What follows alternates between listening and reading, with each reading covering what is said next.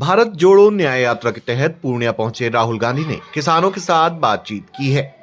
सिकंदरपुर पंचायत के शीशाबाड़ी में चौपाल लगाकर किसानों से रूबरू हुए हैं।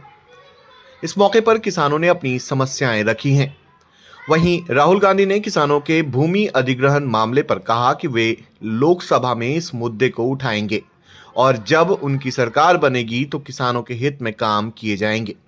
इस मौके पर सुरक्षा के चाक चौबंद व्यवस्था की गई थी। वहीं राहुल गांधी ने गांधी जी की पुण्यतिथि पर किसानों के साथ मौन भी रखा। राहुल गांधी के सामने अपनी बात रखने वाले किसानों ने कहा कि वे ऋण के बोझ तले डूबे हैं, लेकिन सरकार है कि उनकी सुध नहीं लेती। आइए सुनते हैं पूरी बातचीत।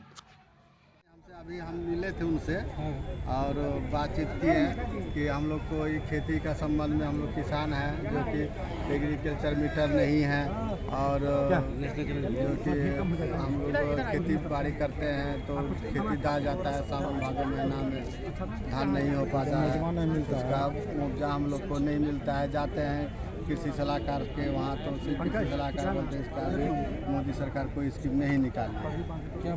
क्या बोले? वही बोल देते हैं कि नहीं है अभी स्कीम, तो हम लोग फिर वापस आ जाते हैं घर। राहुल गांधी क्या बोले? राहुल गांधी तो बोले कि इसका हम संसद तक पहुंचाएंगे, ये बात बोले हैं। जी हाँ, हम लोगों ने डायरेक्ट राहुल गांधी साहब से मुलाकात की है और अपना जो समस्या था उस समस्या को निदान के लिए उनके सामने मैंने सारी बातें रखी। सबसे पहली बात यह है कि हमारे यहाँ जो SSB का जो फौजी कैंप बनने जा रहा है, सरकार ने उसके लिए जो कीमत निर्धारित की है बहुत छोटी सी कीमत रखी है और ज़मीन 1 नंबर की है और कीमत बहुत छोटी है। उनसे मैंने निवेदन ये किया है कि आप उस ज़मीन को किसानों को बचा लीजिए। बहुत सारी ज़मीनें उनमें कमज़ोर लोगों की है, जो 5 डिसमिल की किसी का आधा बीघा की ज़मीन है, उसी में उसका पलना है, जीना बसना भी है, निवास करना भी है। दूसरी पोजीशन, हमारे यहाँ पंचायत स्तर से लेकर के पूर्णिया हेडक्वार्टर तक ही रिश्वतखोरी का बाजार गर्म है। हॉस्पिटल का मसला है, डॉक्टरों की मनमानी है, सड़कों का जो सिस्टम है वो भी हमारे यहाँ है और किसानों का मुद्दा तो सर्वोपरि है। सबसे पहला क्या आश्वासन दिए? जी, उन्होंने आश्वासन दिया कि अगर हमारी हुकूमत आ गई, हम पावर में आ गए तो इस सारी बातें आपको हमारे सामने जो आई है सारी बातों को संसद के अंदर हम उठाएंगे।